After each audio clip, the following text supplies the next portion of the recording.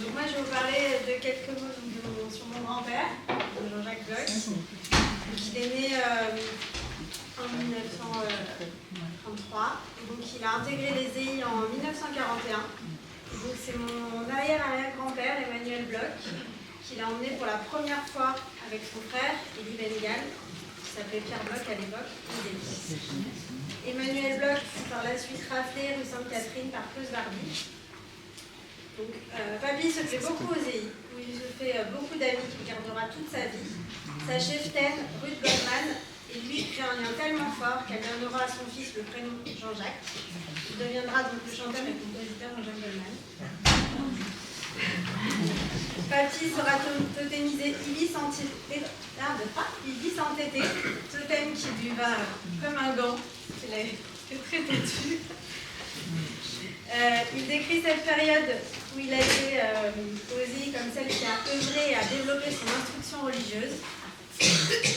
Mon grand-père et ses parents se réfugièrent pendant la guerre au Chambon-sur-Lignon, un des deux seuls villages de France qui a reçu le diplôme d'honneur de Yad Vashem, un village de 5000 habitants qui a sauvé quelques 500 000 juifs pendant la guerre. 5000 juifs pendant la guerre.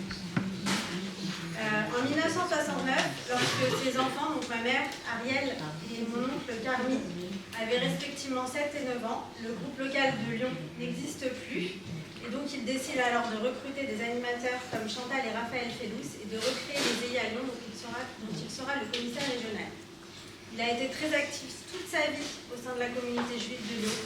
Il intègre le consistoire de la synagogue du Catilci dont il deviendra le président, puis le président du consistoire régional Rhône-Alpes. Son action porte aussi sur le sionisme, car il devient secrétaire général du mouvement sioniste à Lyon, puis du mouvement pour l'Alia. L'Alia de mon oncle Olivier, en 1978, le remplit de fierté, ainsi que l'engagement de ma mère Ariel dans la communauté, déléguée régionale de Yad Vashem pour la région Rhône-Alpes. En 1993, mon grand-père organise le 70e anniversaire des EI de Lyon. Il a été interviewé 3 ans avant sa mort, sur la période où il se cachait au Chambon-sur-Lignon.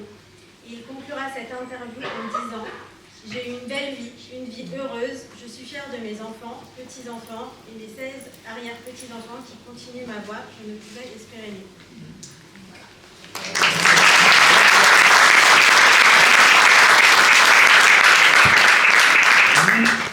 Merci beaucoup Eva. Alors,